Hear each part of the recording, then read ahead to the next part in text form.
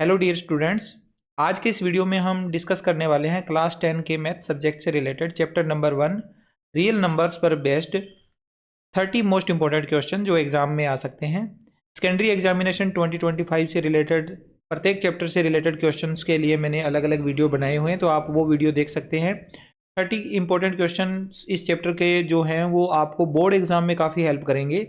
ये चैप्टर कुल 4 मार्क्स का है और इसमें से कुल 3 क्वेश्चन आएंगे। 2 क्वेश्चन होंगे एमसीक्यू टाइप के और एक क्वेश्चन होगा शॉर्ट क्वेश्चन जो कि 2 मार्क्स का होता है।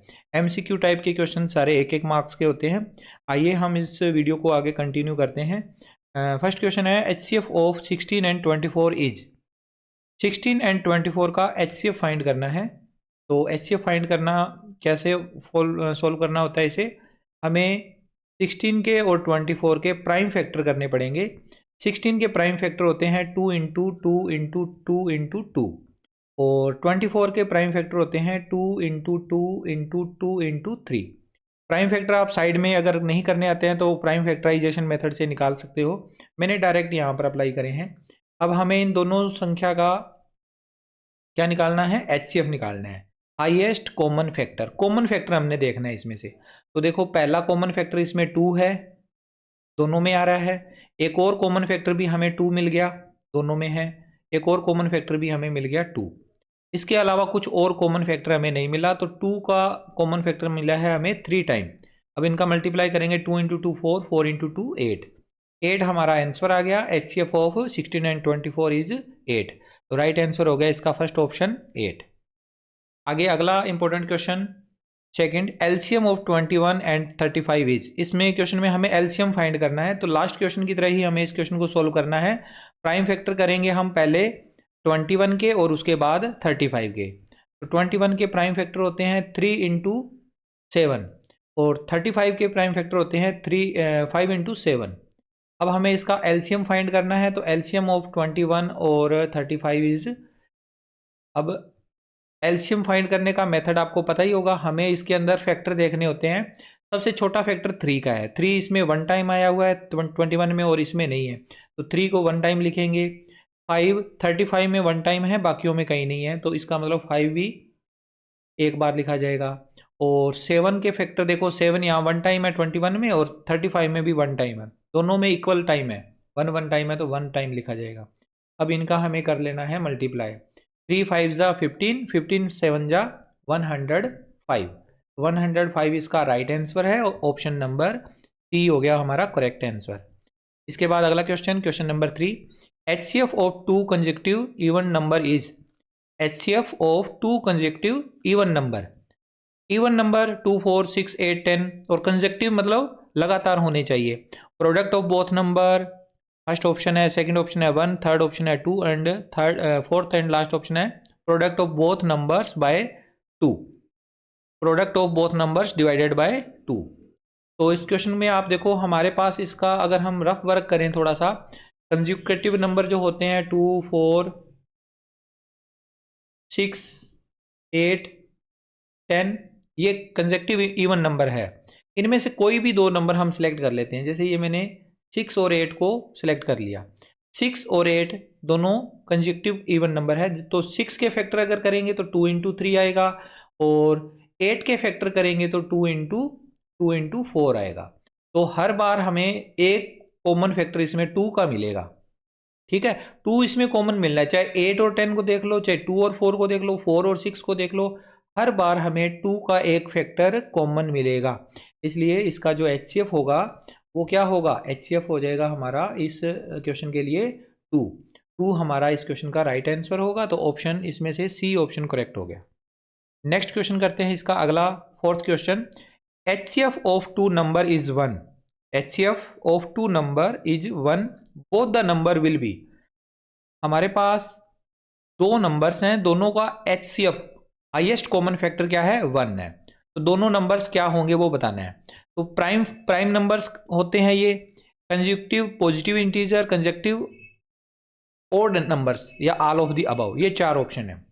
तो बच्चों आप इस क्वेश्चन में अगर आप देखोगे तो जो प्राइम नंबर्स होते हैं ना, प्राइम नंबर अगर हम पहले ऑप्शन को देखें तो प्राइम नंबर हमारे क्या होते हैं, 2 3 5 7 11 इस तरह के नंबर हैं। इसमें से दो प्राइम नंबर कोई भी ले लो आप, 5 और 7 ले लो, 3 एंड 11 ले लो, 2 एंड 5 ले लो, इनका हमेशा HCF क्या आएगा, 1 ही आएगा। यानी हमारा ये आंसर है, जो प्राइम नंबर है ना, इसका HCF 1 है।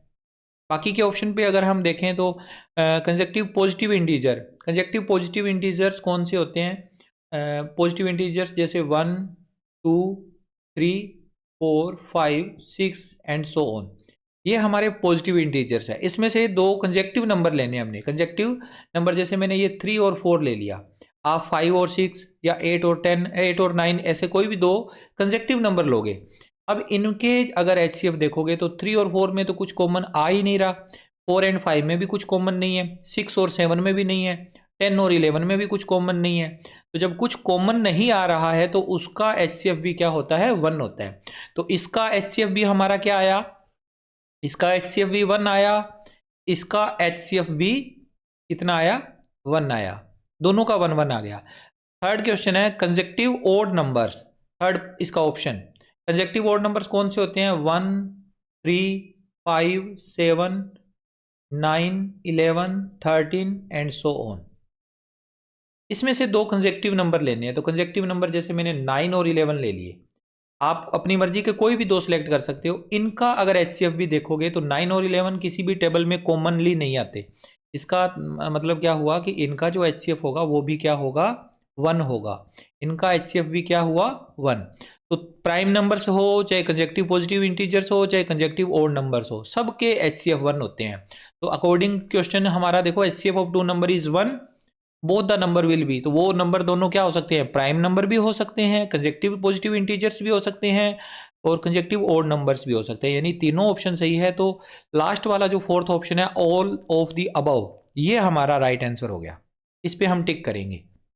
नेक्स्ट इंपॉर्टेंट क्वेश्चन है fifth, pi is a rational number, an irrational number, an integers, all of the above. Pi क्या है, पाई एक हमें वैल्यू इसकी पाई के हम यूज करते होते हैं, पाई को हम यूज करते हैं, पाई के दो वैल्यू हम यूज करते हैं। पाई इज 22/7 और पाई इज 3.14, ये हम कंसीडर करते हैं दो वैल्यू पाई की, लेकिन ये दोनों वैल्यू क्या है, एक्चुअल वैल्यू नहीं है, ये क्या है, नियरेस्ट वैल्यू है। क्या है, नियरेस्ट वैल्यू है, ये एक्चुअल वैल्यू नहीं है ये। इसका मतलब क्या हुआ, अब पाई के बारे में आप जान लो कि पाई की जो वैल्यू है वो पॉइंट के बाद में, डेसिमल के बाद में, हम बहुत से नंबर्स पॉइंट के बाद में फाइंड कर चुके हैं डेसिमल के बाद, लेकिन अभी तक हम इस संख्या को एग्जैक्ट फाइंड नहीं कर पाए हैं। या इसमें हम ये कह सकते हैं कि पॉइंट के बाद में जो नंबर हैं वो रिपीट भी नहीं हो रहे हैं, अगर ऐसा पैटर्न भी नहीं बन रहा है कि संख्या रिपीट हो जाए, तो इससे हम ये प्रूव कर सकते हैं कि ना तो ये संख्या खत्म हो रही है और ना ही इसमें रिपीटेशन हो रहा है। तो ये non terminating non repeating number है। पाई क्या है, non terminating non repeating number है, अगर हम इसको डेसिमल में रिप्रेजेंट करना चाहें तो। और उस टाइप की जो संख्या होती है वो इरेशनल नंबर के अंतर्गत आती है। तो ये पाई क्या हो गया, एन इरेशनल नंबर हो गया।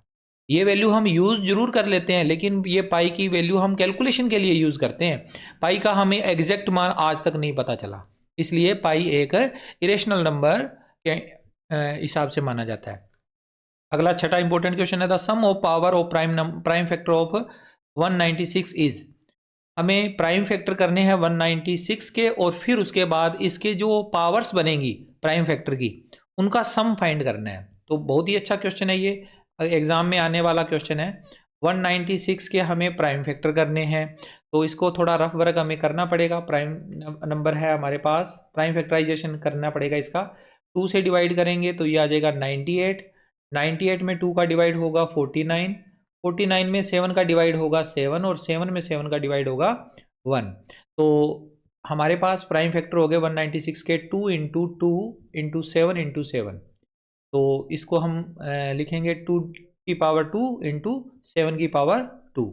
अब ये तो हमने प्राइम फैक्टराइजेशन कर लिया इसका, लेकिन क्वेश्चन में प्राइम फैक्टराइजेशन नहीं पूछा है। क्वेश्चन में ये पूछा है कि इसकी जो पावर्स है, जो भी प्राइम फैक्टर आए हैं उनकी जो पावर है उनका सम कितना होगा। तो हम इसमें लिखेंगे sum of powers of prime factors, इनकी पावर्स है 2 और 2, तो 2 + 2 = 4। 4 इसका राइट आंसर है, जो कि ऑप्शन सी दिया हुआ है, तो इसको टिक करना था। नेक्स्ट है important question, question number 7। HCF of two number is 9 and LCM is 360। HCF क्या है? टू नंबर्स का 9 है और LCM 360 है। If one of this number is 180 then find the other, then the other number will be. Other number find करना है, तो solve करते हैं इस क्वेश्चन को। फॉर टू नंबर्स एक फॉर्मूला है, HCF into LCM equal to होता है number 1 into number 2, first number into second number, दोनों नंबर का प्रोडक्ट। तो इसमें हम सॉल्व करेंगे। HCF कितना गिवन है? 9 और LCM गिवन है 360 इक्वल टू नंबर 1 कौन सा है हमारे पास? 180 और इंटू में है नंबर 2 नोट गिवन, N2 की जगह N2, तो ये बन जाएगा 9 इंटू 360 अपॉन में 180 इक्वल टू सेकेंड नंबर। अब इसको काटेंगे, जीरो से जीरो कैंसिल, 18 1 जा 18, 18 2 जा 36, तो हमारा N2 कितना आया? हमारा N2 आ जाएगा 9 इंटू 2 इक्वल टू 18। 18 हो गया राइट आंसर, जो कि ऑप्शन सी में गिवन है, तो सी आंसर इसका राइट हो गया। आगे है अगला question 8th। If HCF of 140 and 343 is equal to 7 then LCM 140 343 will be. इन टू नंबर्स का HCF 7 है और इन्हीं टू नंबर का LCM फाइंड करना है। तो लास्ट क्वेश्चन की तरह हम इस क्वेश्चन को भी सॉल्व करेंगे। सबसे पहले हम लिखेंगे for any two numbers HCF into LCM equal to, यहाँ पर for any two numbers N1 and N2 ये भी लिख देते हैं, तो यहाँ बन जाएगा N1 इंटू N2। दो नंबर्स हैं, दोनों का N1 और N2 का जो मल्टीप्लाई होगा वो HCF और LCM के मल्टीप्लाई के इक्वल है। अब HCF हमें दिया हुआ है 7, LCM हमें फाइंड करना है, तो LCM की जगह LCM लिख दिया। फर्स्ट नंबर है 140 और सेकंड नंबर है 343, तो LCM अगर फाइंड करना है तो 7 को हम दूसरी तरफ लेकर जाएंगे, 140 इंटू 343 अपॉन में 7, 7 से कट जाएगा 140, 7 1 जा 7, 7 2 जा 14 और 0 इसके साथ लग जाएगी, तो ये हो गया 20। तो LCM की वैल्यू आई 20 इंटू 343 और मल्टीप्लाई करेंगे इसका, तो 0 को अलग से लिख देंगे, 2 3 जा 6, 2 4 जा 8, 2 3 जा 6, 6860 ये LCM आ गया। तो इस क्वेश्चन का जो LCM है वो कितना आया? 6860। इन ऑप्शन में से बी ऑप्शन हमारा राइट हो रहा है। अगला इंपॉर्टेंट क्वेश्चन है question number 9। The number formed by the sum of a rational and an irrational number is. एक नंबर है जो कि फॉर्म हो रहा है सम करने पर रेशनल और इरेशनल नंबर को, तो रेशनल नंबर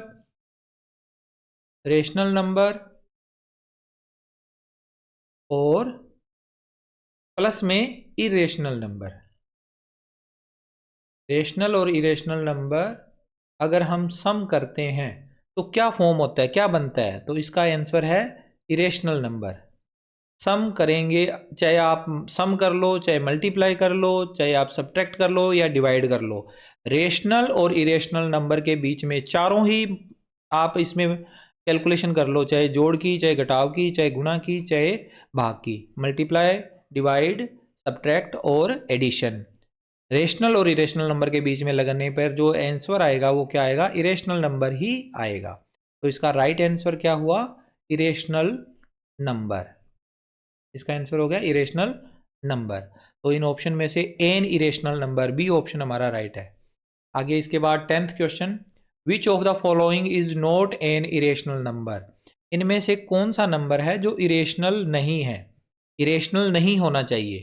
तो ऑप्शंस पे हम देखेंगे, ये कौन सा नंबर है? रेशनल, और ये है इरेशनल, बीच में क्या है? प्लस, तो पिछले क्वेश्चन में मैंने आपको बताया था, लास्ट क्वेश्चन में, कि रेशनल और इरेशनल नंबर का जो सम होता है वो इरेशनल होता है। तो ये तो इरेशनल है, तो ये हमारा आंसर नहीं होगा। सम, इसके अंदर सम था, इसमें क्या है, माइनस है, सब्ट्रैक्शन है। रेशनल और इरेशनल नंबर का सब्ट्रैक्शन, ये भी क्या होता है, इरेशनल ही होता है। फोर्थ ऑप्शन 3√7, 3√7 यानी 3 × √7 है ये। तो ये है रेशनल और इरेशनल नंबर का मल्टीप्लीकेशन। तो ये भी क्या होगा, इरेशनल नंबर होगा। तो ये तीनों ऑप्शन तो क्या है, इरेशनल है। तो बच गया ये चौथा ऑप्शन, ये रेशनल नंबर होगा, इरेशनल नहीं होगा, ये रेशनल नंबर होना चाहिए। अगर देखा जाए तो ये अभी कैलकुलेशन की फॉर्म में कंप्लीट करा हुआ नहीं है, सोल्व करने वाला बाकी है, तो इसको सोल्व करते हैं पहले। हमें गिवन है यहाँ पर 3 + √7 इंटू में है 3 - √7। तो a+b, a-b का इसमें फॉर्मूला अप्लाई हो रहा है, a+b और a-b, a+b इंटू में a-b, और इसका जो फॉर्मूला होता है वो किसके इक्वल होता है, वैल्यू होती है a² - b² के इक्वल होती है। तो अब इसमें हम अप्लाई करेंगे a² यानी कि 3 का स्क्वायर माइनस b² यानी √7 का होल स्क्वायर। तो सोल्व करने पर हमें मिल गया 3 का स्क्वायर 9 और √7 का स्क्वायर 7, तो आंसर आ गया 2। और 2 क्या है, एक रेशनल नंबर है। ये कौन सा नंबर बन गया, रेशनल नंबर। तो क्वेश्चन में यही पुट किया गया था कि कौन सा नंबर ऐसा है जो इरेशनल नहीं है, is not an irrational number. Irrational नहीं होना चाहिए, तो जो नंबर इरेशनल नहीं होता वो रेशनल होता है। तो इसका राइट आंसर हो गया ऑप्शन सी, 3 + √7 इंटू 3 - √7। अगला इंपॉर्टेंट क्वेश्चन है question number 11। Product of two irrational number is, product यानी multiplication, two irrational number, two irrational number का मल्टीप्लीकेशन अगर करते हैं तो क्या आंसर आता है, ये पूछा गया है क्वेश्चन में। तो कोई भी दो इरेशनल नंबर आप सोचिए और उनका फिर प्रोडक्ट करिए। तो फॉर एग्जांपल अगर मैं इसमें अपनी तरफ से देखूं, तो जैसे मैंने √3 और इनटू में मैं इसके साथ लिख देता हूं रूट, इसके साथ एक नंबर और लगा दिया मैंने यहाँ पर √12। √3 एक इरेशनल नंबर है, √12 है ये भी एक इरेशनल नंबर है। तो इन दोनों का मल्टीप्लीकेशन या प्रोडक्ट क्या होगा, √36, और √36 की वैल्यू होती है 6।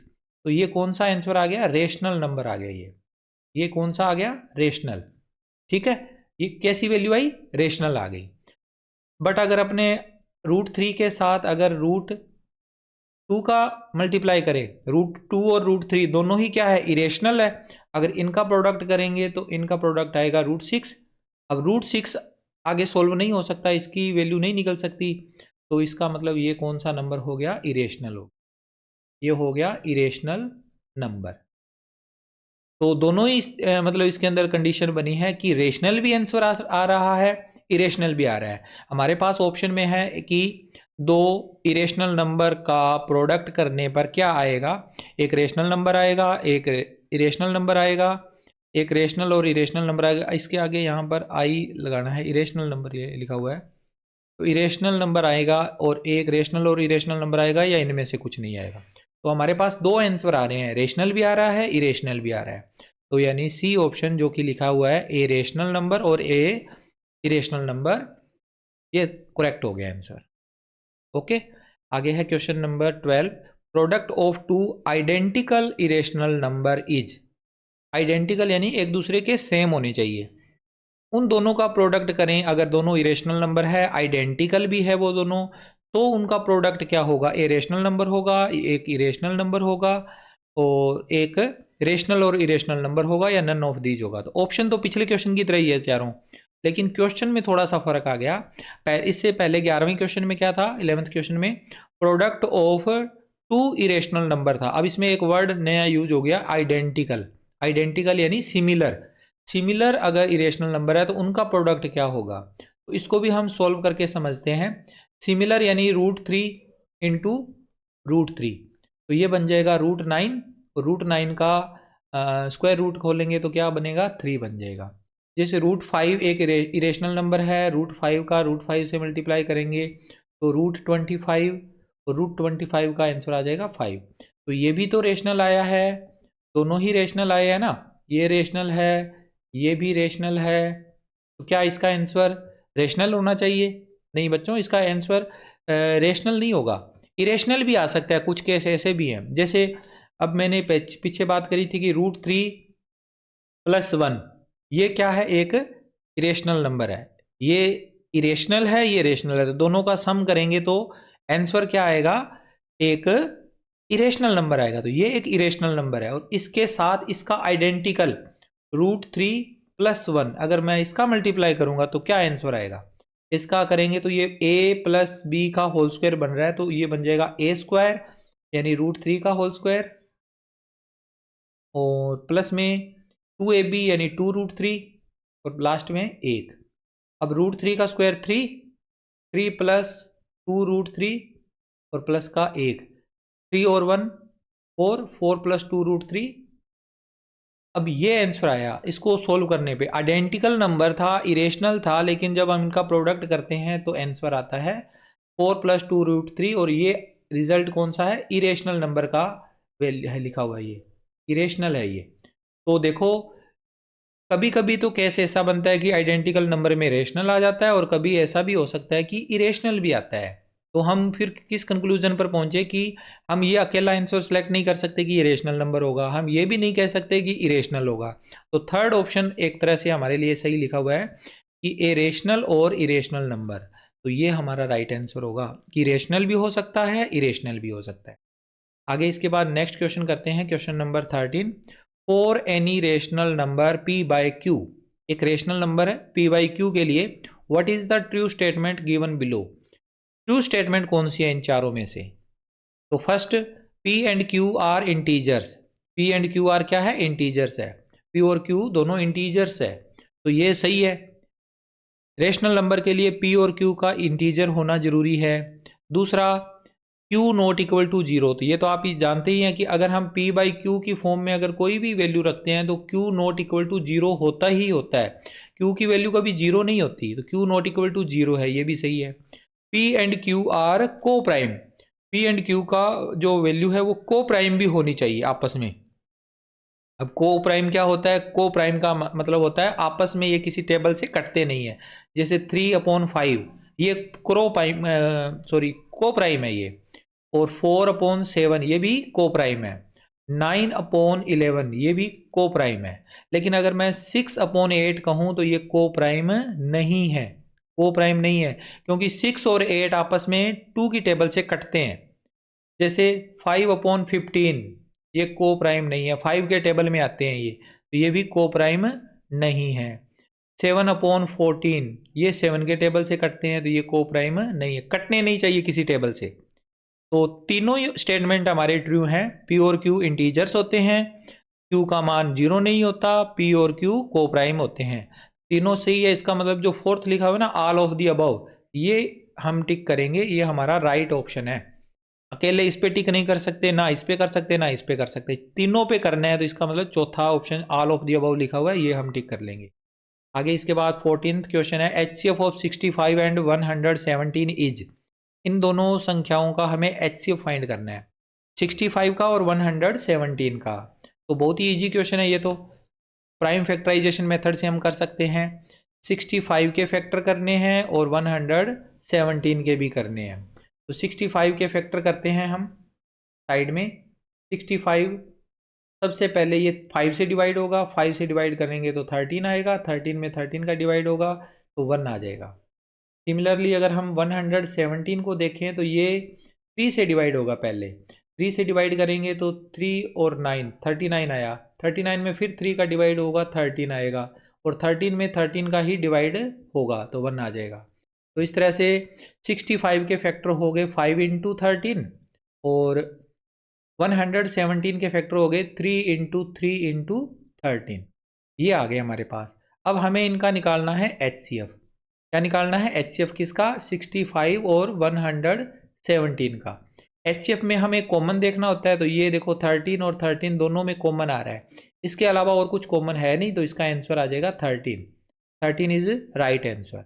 तो इन ऑप्शन में से कौन सा ऑप्शन सही होगा, option number D 13। Okay, next important question of इस चैप्टर का है the exponential form of the prime factor of 196 is. Exponential form लिखनी है हमने इसमें। तो पीछे ये क्वेश्चन आया था सेम ही, 196 के फैक्टर करे थे और उसको एक्सपोनेंशियल फॉर्म में हमने रिप्रेजेंट भी किया था।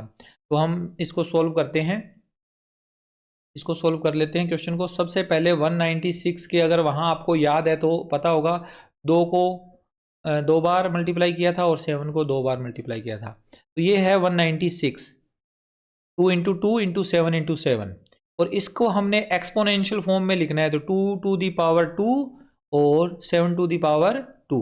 7 भी 2 टाइम है, 2 भी 2 टाइम है, 2 into 2 to the power 2 and 7 into 7 की पावर भी 2। तो ये आंसर हमारा राइट आंसर है। और ऑप्शन को अगर हम चेक करेंगे तो हमारा बी ऑप्शन इसके अकॉर्डिंग लिखा हुआ है, बी ऑप्शन पे हम टिक कर देंगे। नेक्स्ट क्वेश्चन पूछा गया है 16th number, HCF of two number is 27 and LCM is 162। HCF तो क्या है 27 है और LCM क्या है 162। If one of this number is 54 then the other number will B.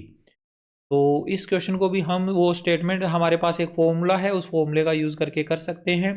सबसे पहले फॉर एनी टू नंबर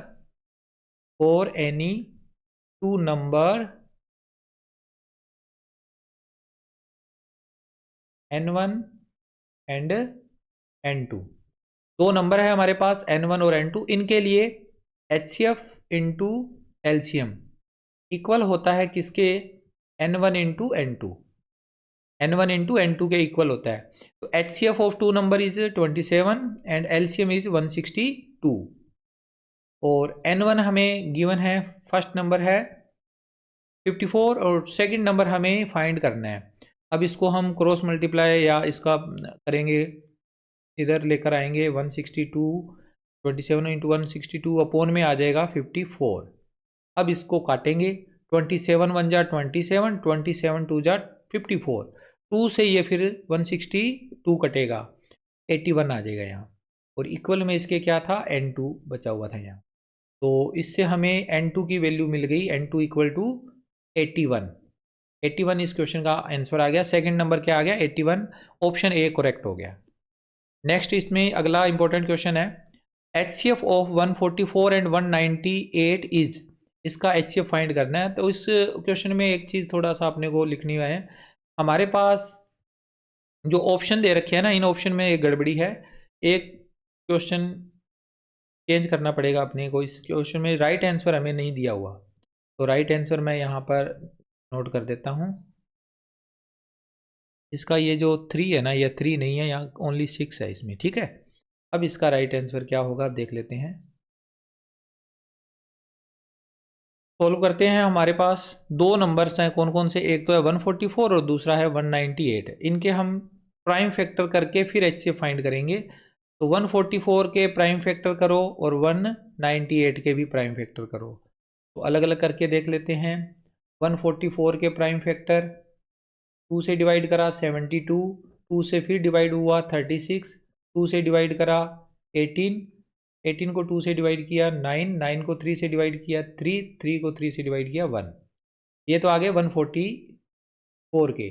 और 198 में सबसे पहले 2 से डिवाइड होगा तो कितना आएगा, 2 से डिवाइड करने पर आएगा 99।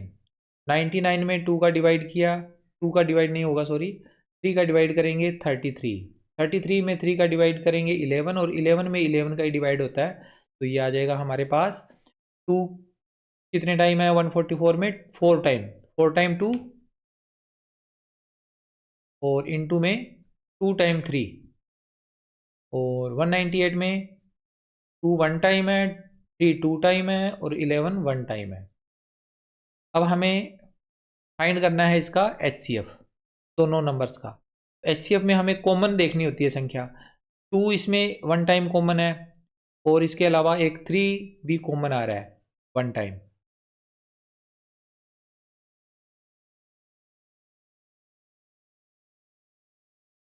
एक और 3 भी कॉमन आ रहा है, ध्यान नहीं दिया इसमें।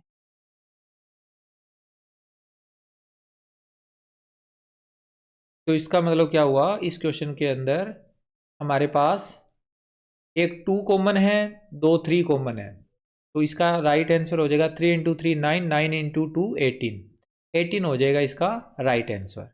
ऑप्शन में दिया हुआ था, हम कंफ्यूज हो गए इस क्वेश्चन में, 18 इसका राइट आंसर है, ठीक है, ऑप्शन में हमें गिवन है। नेक्स्ट इंपॉर्टेंट क्वेश्चन है, विच of the following number is irrational. Irrational number बताना है इन नंबर्स में से।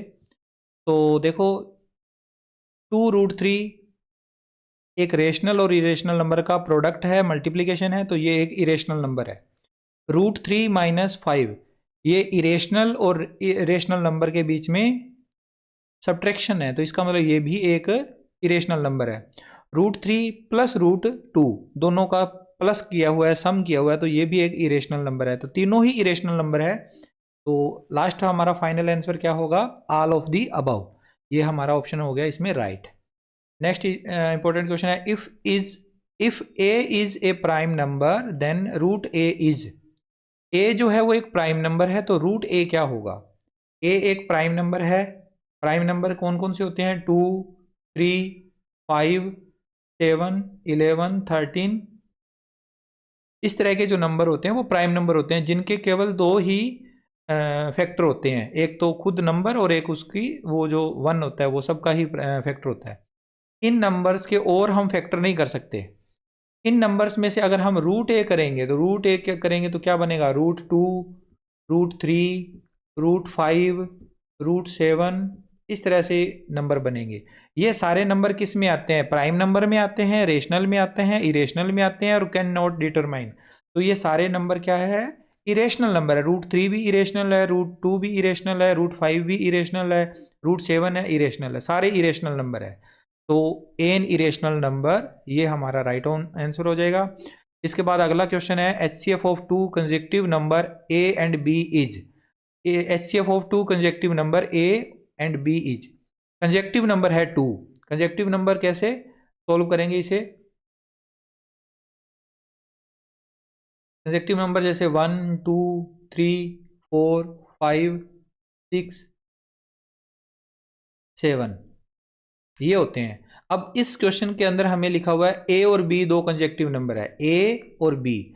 इस तरह में से कोई भी नंबर है, ए का मान 4 होगा तो बी का मान 5 होगा, ए की वैल्यू 6 है तो बी की वैल्यू 7 होगी, ए अगर 10 है तो बी 11 होगा, ए अगर 100 है तो बी 101 होगा, ए अगर 20 है तो बी 21 होगा, यानी कंजेक्टिव नंबर है।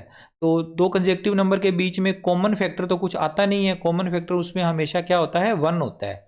तो इसका मतलब क्या हुआ, इस क्वेश्चन का जो आंसर होगा वो हाईएस्ट कॉमन फैक्टर भी 1 ही होगा। तो इसका मतलब होगा कि इसका 1 आंसर है वो राइट हो गया। तो ये क्वेश्चन नंबर 1 से 20 तक के सभी क्वेश्चन MCQ क्वेश्चन थे, जो कि 1 मार्क्स इस क्वेश्चन था। सभी इंपॉर्टेंट क्वेश्चन थे, इसकी प्रैक्टिस आपने कर ली होगी। अब आगे चलते हैं, इसके बाद 2 मार्क्स के जो क्वेश्चन है, हमें 21 क्वेश्चन नंबर दिया हुआ है 2 मार्क्स का। Find HCF and LCM of 16, 24 and 36 by prime factorization method. Prime factorization method से हमें इन तीनों नंबर्स का HCF और LCM फाइंड करना है। तो इसको सोल्व करना है, फर्स्ट ऑफ ऑल तीनों नंबर के हमें प्राइम फैक्टर करने पड़ेंगे, 16 के, 24 के और 36 के। तो इनके प्राइम फैक्टर करते हैं। 16 के प्राइम फैक्टर होते हैं 2 इंटू 2 इंटू 2 इंटू 2, 4 टाइम 2। और 24 के प्राइम फैक्टर होते हैं 2 इंटू 2 इंटू 2 इंटू 3। 36 के प्राइम फैक्टर होते हैं 2 इंटू 2 इंटू 3 इंटू 3। ओके, ये इनके प्राइम फैक्टर है। अब हमें इनका आगे HCF और LCM फाइंड करना है। HCF फाइंड करने के लिए हमें इनका हाईएस्ट कॉमन फैक्टर देखना है। तो हाईएस्ट कॉमन फैक्टर मतलब हमें इनमें से कॉमन आने वाले फैक्टर्स को देखना है, HCF दोनों तीनों संख्याओं का। कॉमन कौन कौन से नंबर है, देखो 2 सब में तीनों में आया हुआ है एक बार, और सेकंड टाइम फिर से 2 आया हुआ है, और इसके अलावा और कुछ कॉमन इसमें नहीं आया हुआ। तो हम लिखेंगे कि HCF जो है वो 2 इंटू 2 यानी 4 के इक्वल है। HCF तो आ गया 4। LCM में हमें कॉमन नहीं देखना होता, हमें मैक्सिमम नंबर ऑफ फैक्टर देखने होते हैं किसी भी नंबर्स के लिए। तो सबसे पहले सबसे छोटा जो फैक्टर है वो 2 का है, तो 2 इसमें 4 टाइम है, इस वाली संख्या में 3 टाइम है और इसमें 2 टाइम है। 2 को मैक्सिमम टाइम लिखना है, तो 2 इंटू 2 इंटू 2 4 टाइम लिखा जाएगा। 2 से बड़ा 3 इसमें 1 टाइम है, इसमें 2 टाइम है, तो 3 को भी 2 टाइम लिखना पड़ेगा। अब इनका कर लीजिए multiply, 2 into 2 4, 4 into 2 8, 8 into 2 16, 16 into 3 48, 48 into 3 144, 144 इसका राइट आंसर होगा। तो ये क्वेश्चन हमने HCF और LCM के लिए फाइंड कर लिया। अब आगे है question number 22, find HCF and LCM of 8, 9 and 25। काफ़ी इंपॉर्टेंट क्वेश्चन है ये। इसका सॉल्यूशन देखिए, सबसे पहले हमें 8, 9 और 25 इनके फैक्टर करने हैं। तो छोटी छोटी संख्याएं हैं, डायरेक्ट हम फैक्टर कर लेंगे। 8 के फैक्टर होते हैं 2 इंटू 2 इंटू 2, और 9 के फैक्टर होते हैं 3 इंटू 3, 25 के फैक्टर होते हैं 5 इंटू 5। अब हमें इनका HCF फाइंड करना है और LCM फाइंड करना है। तो HCF के लिए इनमें कॉमन फैक्टर देखना पड़ता है, और कॉमन किसी में कुछ नहीं है। 8 में 8 के जो फैक्टर है उसमें देखो सारे 2 हैं, 9 वाले में सारे 3 हैं, 25 में सारे 5 हैं, कॉमन तो कुछ भी नहीं है। जब इस तरह से संख्याएं आ जाती है तो उन संख्याओं को को प्राइम नंबर कहते हैं। 8, 9 एंड 25 ये सारे क्या है, को प्राइम नंबर है। आपस में इनमें कुछ भी फैक्टर कॉमन नहीं आ रहे। तो इनके लिए क्या होता है, HCF 1 होता है। को प्राइम नंबर्स का HCF 1 होता है, और LCM क्या होता है, इन सभी नंबर्स का मल्टीप्लाई। तो आप डायरेक्ट 8, 9, 25 कर दो, या फिर यहाँ फैक्टर से देख के लिखोगे तो 2 मैक्सिमम टाइम कितनी बार आया हुआ है, 2 3 टाइम, 3 आया हुआ है 2 टाइम, और 5 भी 2 टाइम। अब इनका मल्टीप्लाई करेंगे, 2 का 5 से मल्टीप्लाई करते हैं तो 10 बनता है, और इस 2 का 5 से मल्टीप्लाई करेंगे 10, 10 इंटू 10 100, 100 का इस 2 से मल्टीप्लाई करेंगे 200, 200 का 3 से मल्टीप्लाई किया 600, 600 का आगे 3 से किया 1800, 1800 इसका LCM आ गया। ओके, नेक्स्ट 23rd क्वेश्चन है, important question. Find the smallest number which is completely divisible by 6, 12 and 30। Smallest number find करना है जो कि कंप्लीटली डिविजिबल है 6, 20, 12 एंड 30 के द्वारा। तो सोल्व करते हैं इस क्वेश्चन को।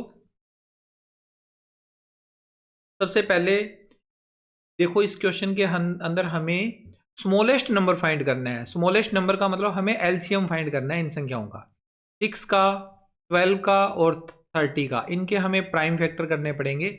6 के प्राइम फैक्टर होते हैं 2 इंटू 3, 12 के होते हैं 2 इंटू 2 इंटू 3, 30 के होते हैं 2 इंटू 3 इंटू 5।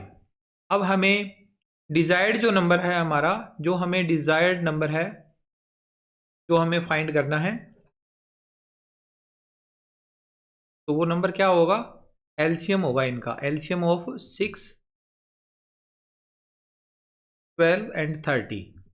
तो ये आ जाएगा 2 के फैक्टर 6 में 1 टाइम है, 12 में 2 टाइम है, 30 में 1 टाइम है, तो 2 टाइम लिखा जाएगा। 3 तीनों में 1 1 टाइम है, तो 3 1 टाइम, और 5 30 में 1 टाइम है, बाकियों में नहीं है, तो 1 टाइम लिखेंगे। तो हमारा ये आंसर आ जाएगा 2 इंटू 2 4, 4 इंटू 3 12, 12 इंटू 5 60। तो डिजायर्ड नंबर हमारा आ गया, जो हमें क्वेश्चन में चाहिए था वो नंबर हमारा मिल गया। Desired number is 30 answer. Desired number is 30। Okay, इसके बाद अगला क्वेश्चन करते हैं, क्वेश्चन नंबर 24, जिसमें हमें गिवन है find the largest number which exactly divides 12, 16 and 24। Largest number find करना है जो 12, 16 और 24 को एग्जैक्टली डिवाइड करता है। तो इसको सोल्व करते हैं। सबसे पहले तो ये चीज़ आप समझ लीजिए कि जब लार्जेस्ट नंबर फाइंड करना हो तब हमें HCF फाइंड करना होता है, और जब स्मॉलेस्ट फाइंड करना हो तो LCM फाइंड करना होता है। तो इस क्वेश्चन में हम HCF फाइंड करेंगे। इन तीनों नंबर्स का हम पहले क्या निकालेंगे, प्राइम फैक्टर करेंगे। तो 2 इंटू 2 इंटू 3 ये तो हो गए 12 के प्राइम फैक्टर, और 16 के प्राइम फैक्टर होते हैं 2 इंटू 2 इंटू 2 इंटू 2, 4 टाइम 2। 24 के होते हैं 2 इंटू 2 इंटू 2 इंटू 3। अब तीनों नंबर्स का हमें निकालना है HCF। तो 16 पहले 12 है, 12, 16 एंड 24, तीनों का HCF यानी कि कॉमन फैक्टर देखने होते हैं। 2 का एक कॉमन फैक्टर ये मिल गया हमें, 2 का एक और कॉमन फैक्टर हमें मिल गया, इसके अलावा और कुछ कॉमन फैक्टर हमें इसमें नहीं मिलेगा। 3 इसमें है, इसमें बाकियों में नहीं है। 2 इस दोनों में है, तीसरे में नहीं है। तो इसके अलावा और कुछ कॉमन नहीं मिला। तो इस तरह से हम लिखेंगे 2 इंटू 2 इसका कॉमन है, जो कि इंटू में एचसीएफ करेंगे तो 4 आ जाएगा। अब डिजायर्ड जो नंबर था, जो क्वेश्चन में पूछा गया था, वो नंबर हम इससे फाइंड कर लेंगे। Desired number is 4। Desired number is 4। Okay, आगे नेक्स्ट क्वेश्चन है question number 25। Prove that the for any positive integer n 6 to the power n always ends in 6। Important question है ये, 2 मार्क्स का। 6 to the power always ends in 6 for any integer number n। तो इसको proof करते हैं, देखते हैं। Positive integers number कौन से होते हैं? Positive integer numbers, positive integers, positive integers n कौन कौन से नंबर होंगे? 1 से स्टार्ट होते हैं, 1 2 3 4 5 एंड सो ऑन। ये पॉजिटिव इंटीजर्स है। तो हम लिखेंगे फॉर n इक्वल टू 1, 1 से स्टार्ट करेंगे। 6 टू दी पावर कितना है? n इक्वल टू हो जाएगा 6 to the power n, n की वैल्यू 1, तो 6 to the power 1 is 1, 6 to the power 1 is 6। For n equal to 2, second हम n की वैल्यू 2 ले लेंगे, तो 6 टू दी पावर n हमारे पास बन जाएगा 6 टू दी पावर 2, और 6 to the power 2 is equals to 6 into 6 which is 36। फिर हम नेक्स्ट नंबर लेंगे फॉर n इक्वल टू 3, तो 6 to the power n becomes 6 to the power 3 equal to 6 into 6 into 6, और ये बन जाएगा 216। फिर लास्ट नंबर हम इसमें और ले लेते हैं n equal to 4, 6 to the power n becomes 6 to the power 4, 6 4 time आ जाएगा, और ये बन जाएगा 1296। अब देखो, इस सारे क्वेश्चन में हमने जब n की वैल्यू 1 रखी, 2 रखी, 3 रखी, 4 रखी, तो हमारे जो रिजल्ट आए हैं 6 आया है, 36 आया है, 216 आया है, और 1296 आया है। इन सारों के जो वंस प्लेस पे नंबर है ना, वो सारे क्या हैं? 6 है। सारे क्या है? 6 है। तो हम इनको इक्वेशन मान लेंगे। Equation first, equation second, equation third, equation 4। इन सारे इक्वेशन से हम यहाँ पर आगे हमारा रिजल्ट लिखेंगे। From equation first to 4, from equation first to 4 we can say, हम कह सकते हैं, वी कैन से डेट, अब आगे ये रिपीट करनी है लाइन पूरी, that for any positive integers, positive integers n 6 to the power n always ends in 6। ये क्वेश्चन हमारा यहाँ पर हो गया प्रूव। ओके, नेक्स्ट क्वेश्चन करते हैं। इसके बाद 26 नंबर क्वेश्चन है। A milk man uses vessel measuring 1 litre, 2 litre and 3 litre and 5 litre. एक मिल्क मैन है जो यूज करता है मेजरिंग के लिए 1 लीटर, 2 लीटर, 3 लीटर और 5 लीटर के वेसल्स यानी बर्तन टू मेजर मिल्क, दूध मापने के लिए। Right the measurement of the smallest vessel, right the measurement of the smallest vessel which can be completely filled with vessels having these 3 measurement। ठीक है, जगह यहाँ पे 4 मेजरमेंट आना था, 4 है ना अपने पास, 1 2 3 4 मेजरमेंट यहाँ कर लो। 4 मेजरमेंट हमारे पास हैं, और इनसे हम देखते हैं कि हमारा जो बड़े वाला बर्तन है, छोटे से छोटा बर्तन जो हम इसमें से नाप सकते हैं इन चारों बर्तन से, वो हमने फाइंड करना है। तो एक वर्ड इसमें यूज हुआ है स्मॉलेस्ट। स्मॉलेस्ट वर्ड का मीनिंग क्या होगा कि हमें एलसीएम फाइंड करना है इन चारों का, बस ये ध्यान रखना है। तो सॉल्व करते हैं इस क्वेश्चन को। सबसे पहले 1 की जो फैक्टर होंगे वो क्या होंगे? 1 इंटू 1। 2 के प्राइम फैक्टर क्या होंगे? 2 इंटू 1। और 3 के प्राइम फैक्टर होंगे 3 इंटू 1। और 5 के प्राइम फैक्टर होंगे 5 इंटू 1 मैंने अपनी तरफ से एक्स्ट्रा लगा दिया क्योंकि फैक्टर इसके बनते ही नहीं है, अपने आप में ये प्राइम फैक्टर ही है, तो मैंने वैसे ही लिख दिया। अब इसमें हमें एलसीएम फाइंड करना है इसका 1 का, 2 का, 3 का और 5 का। तो ये क्या आएगा 1 into 2 into 3 into 5 which is 2 3 जा 6, 6 5 जा 30 आ गया। तो डिजायर्ड वेसल की जो मेजरमेंट है, डिजायर्ड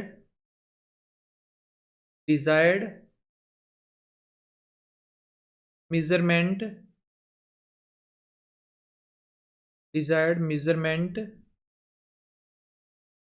ऑफ द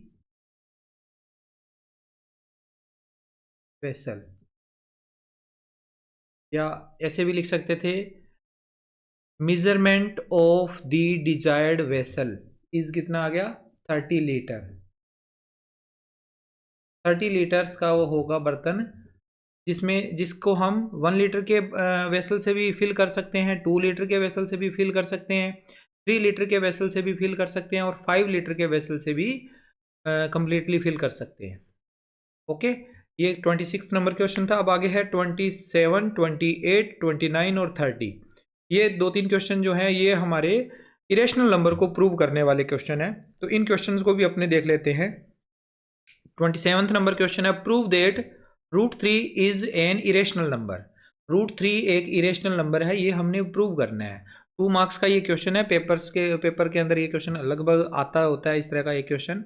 तो इस क्वेश्चन को अपने देखते हैं इसको सोल्व कैसे करने हैं। सबसे पहले √3 एक इरेशनल नंबर है, लेकिन हम √3 को इरेशनल नंबर कैसे प्रूव करेंगे, तो उसके लिए हम इसमें एक चीज़ का ध्यान रखेंगे। √3 को इरेशनल प्रूव करने का वैसे तो कोई सीधा तरीका नहीं है, हम कॉन्ट्राडिक्शंस जो होते हैं ना उसका उपयोग करके इस क्वेश्चन को प्रूव करेंगे।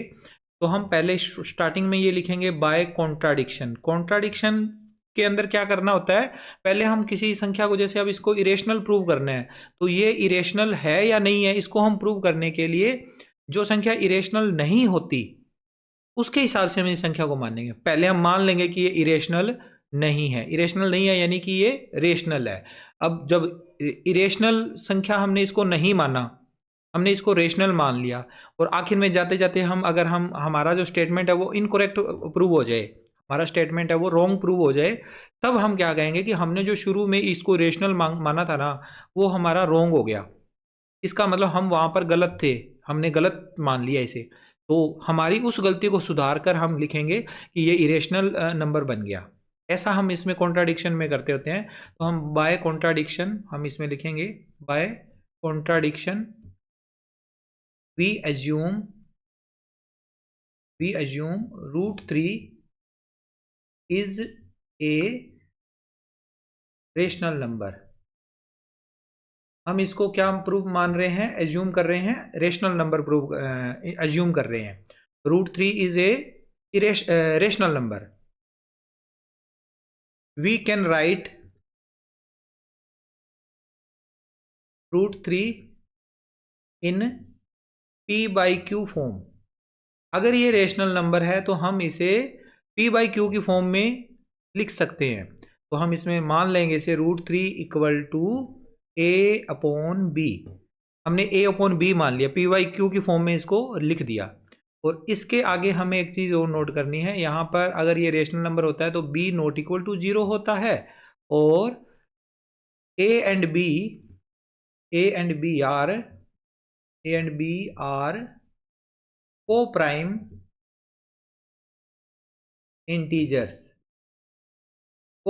इंटीजर्स है। एक तो b नॉट इक्वल टू 0 है और a और b जो है वो को प्राइम इंटीजर्स है, ये हमने इसमें मान लेना है। अब अगर हम इसका स्क्वायर करेंगे तो ये तो बन जाएगा 3, रूट हट जाएगा और इधर बन जाएगा a² / b²। अब इसका क्रॉस मल्टीप्लाई करके अगर हम इसे सोल्व करेंगे तो इससे हमें प्राप्त होगा b² इक्वल टू a² / 3 और इसको हम इक्वेशन फर्स्ट मान लेंगे। b² यहां चला गया, 3 जो है वो नीचे आ गया, तो a² / 3। अब यहां पर लिखेंगे तो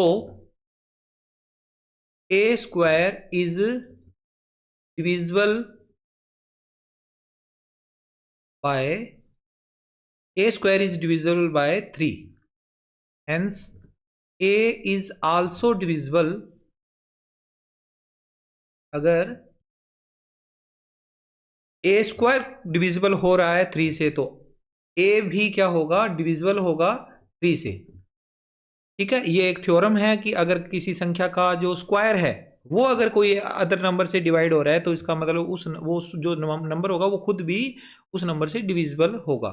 अब ए स्क्वायर है वो डिविजिबल बाय 3 है, तो ए भी क्या होगा, डिविजिबल बाय क्या होगा, 3 होगा। सो लेट, अच्छा इसको हम थोड़ा सा अलग तरह से लिखते हैं, hence hence A is a multiple of 3। अगर a 3 से डिविजिबल है तो a क्या होगा, 3 का एक मल्टीपल होगा, और अगर मल्टीपल है तो हम इसको a को लिख सकते हैं 3 into a number, 3 into any number. तो हम 3 इंटू एनी नंबर की जगह हम 3 इंटू सी लिख देंगे, तो इसको इक्वेशन 2 मान लेंगे। अब इसके बाद लिखेंगे from equation first. Equation first में ये दिया हुआ था b square equal to a square upon 3, तो अपॉन में तो इसके 3 लिख दिया, लेकिन ए स्क्वायर की जगह पर हम ए की वैल्यू लिखेंगे 3c। 3c यहाँ पर लिखेंगे 3c इंटू 3c, 2 टाइम लिखेंगे। 1 3 से 1 3 कैंसल, तो यहाँ से हमें मिल गया B square equal to 3c square, और B square equal to 3c square है, यहाँ से c स्क्वायर क्या आ जाएगा, बी स्क्वायर अपॉन में 3, और इक्वेशन नंबर इसको मान लेंगे 3। अब यहाँ से हमें क्या पता लग रहा है, हमें यहाँ से ये पता लग रहा है कि सी स्क्वायर की जो वैल्यू है ना वो बी स्क्वायर अपॉन 3 के बराबर है, तो बी स्क्वायर के बटा में 3 है। इसका मतलब क्या हुआ, जैसे यहाँ पर लाइन लिखी थी ना ए स्क्वायर के बटा में 3 था, तो हमने ये 2 लाइनें लिखी थी, अब सेम ये 2 लाइनें अब बी स्क्वायर में भी बटा में 3 है, तो बी स्क्वायर के लिए लिखना है। So B square is divisible by 3, और इससे हम लिखेंगे b is also divisible by 3। B square भी 3 से डिविजिबल है तो b भी 3 से डिविजिबल है। अब इससे नेक्स्ट स्टेप क्या होगा कि b जो है वो एक मल्टीपल हो जाएगा, हेंस b इज ए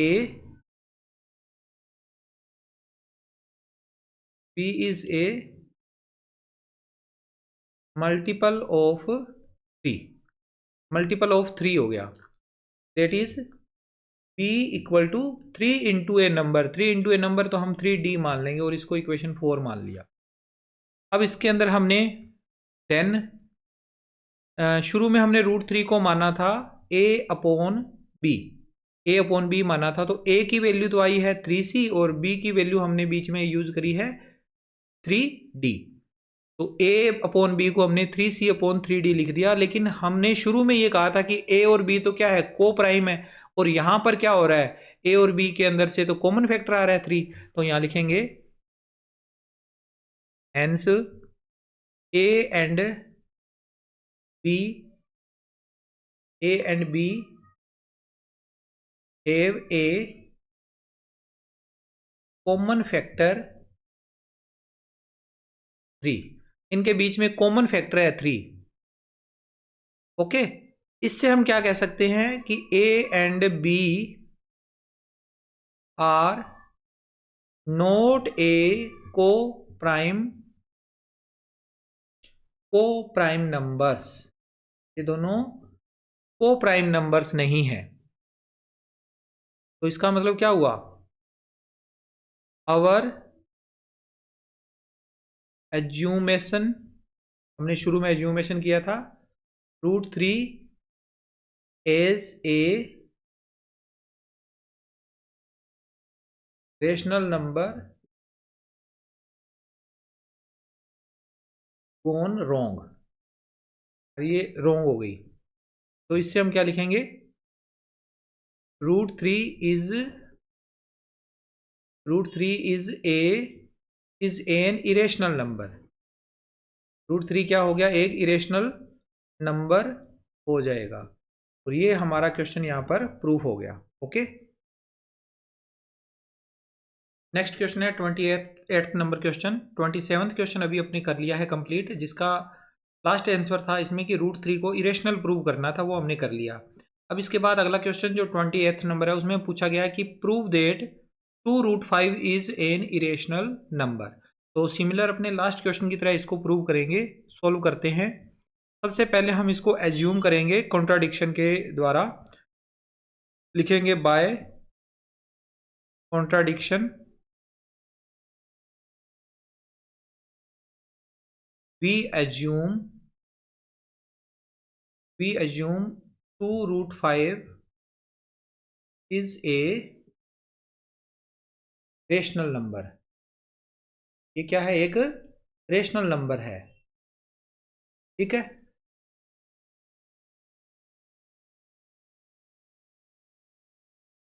√2√5 को हमने रेशनल नंबर के रूप में लिख दिया, तो we can write 2√5 in form of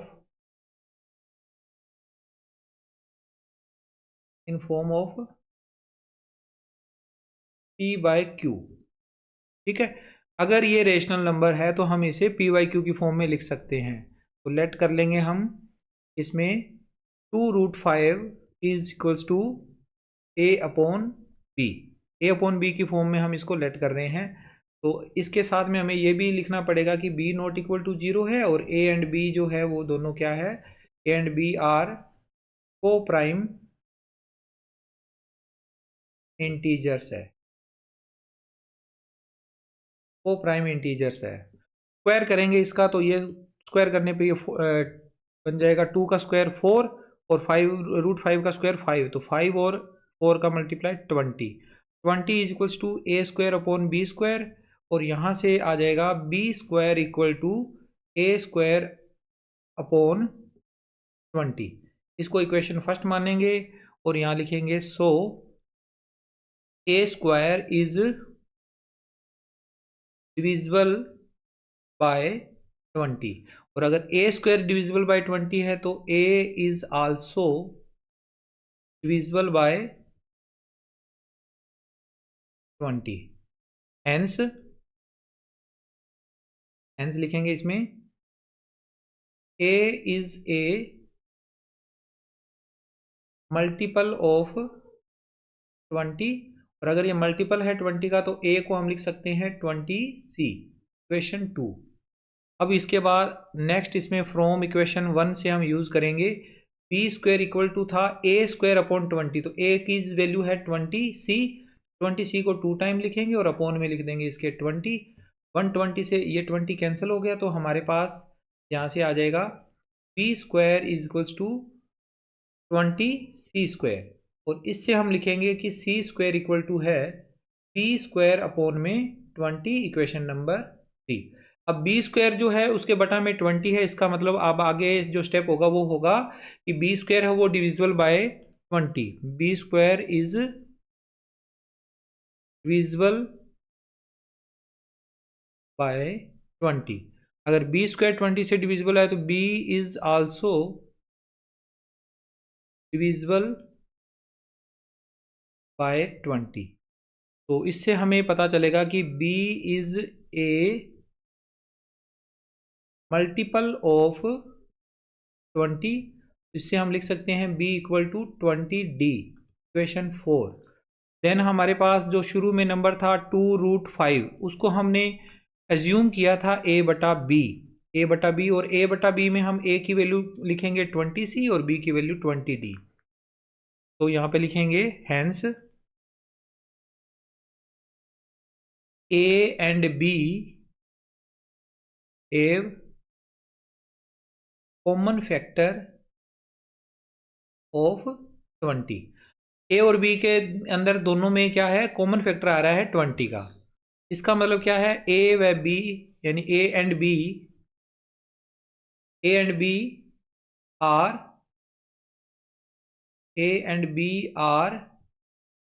node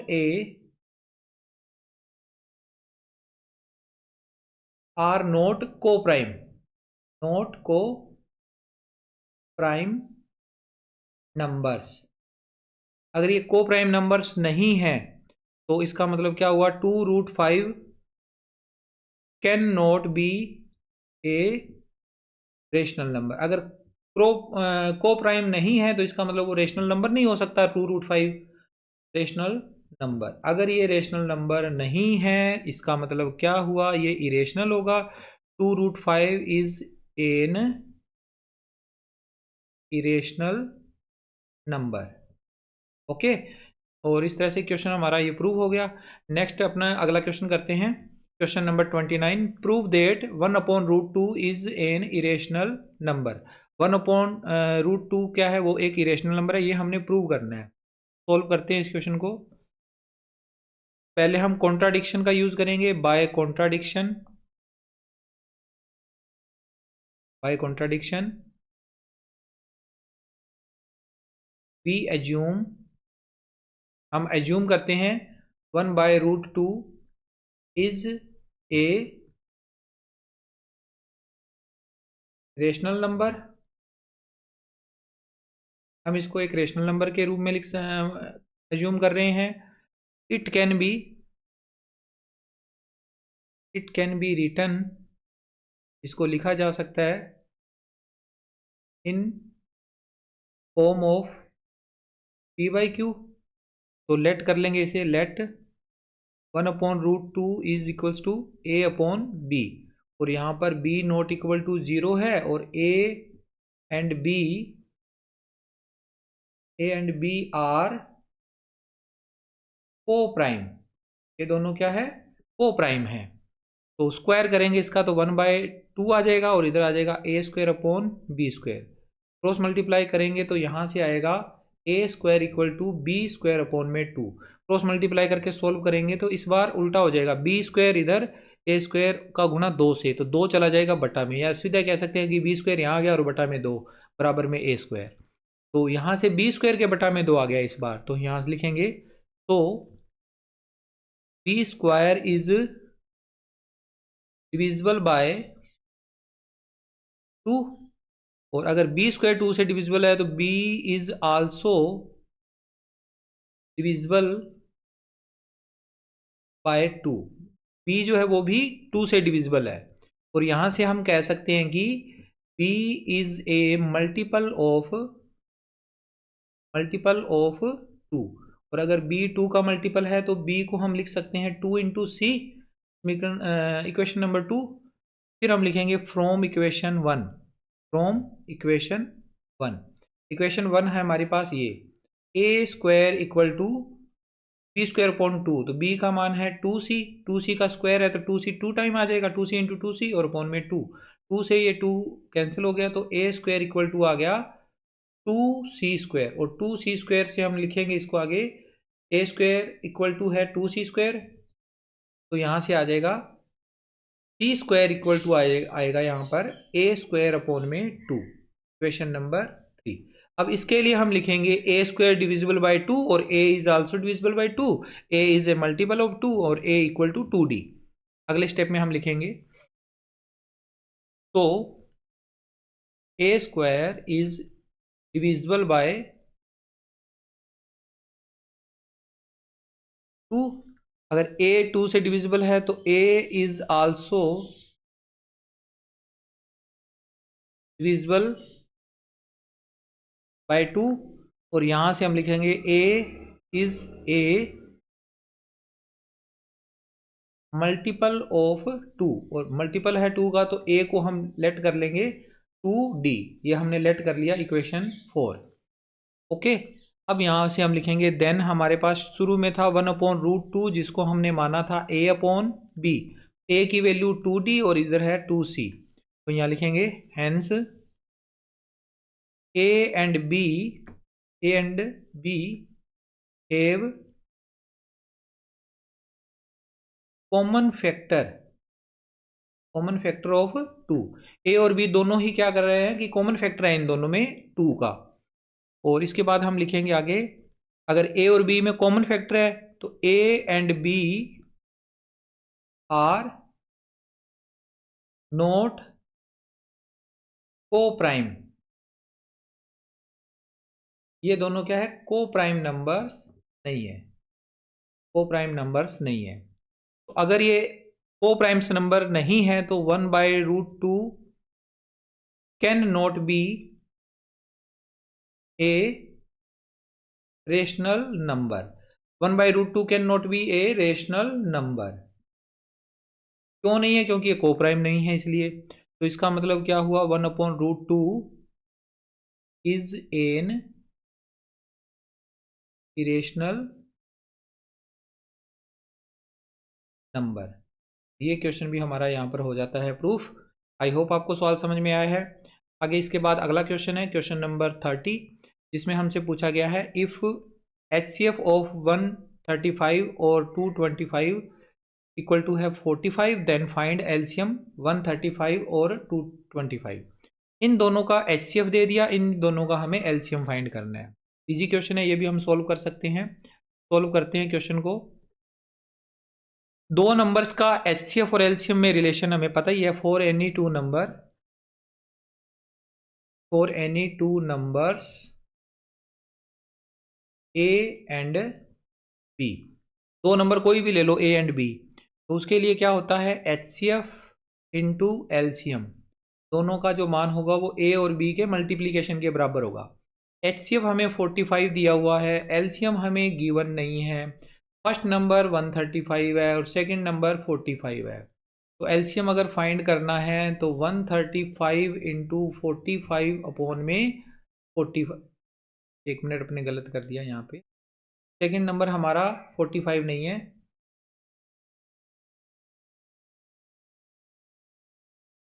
first number तो है 135, दूसरा है 225। और इंटू में 135 के इंटू में 225 और अपॉन में इसके ये 45 आएगा। अब 45 से ये 135 कैंसिल आउट हो जाएगा, 45 से 1 पे और ये हो जाएगा 3 पे। तो इससे हमें LCM की वैल्यू मिल जाएगी, LCM इक्वल टू 3 इंटू 225।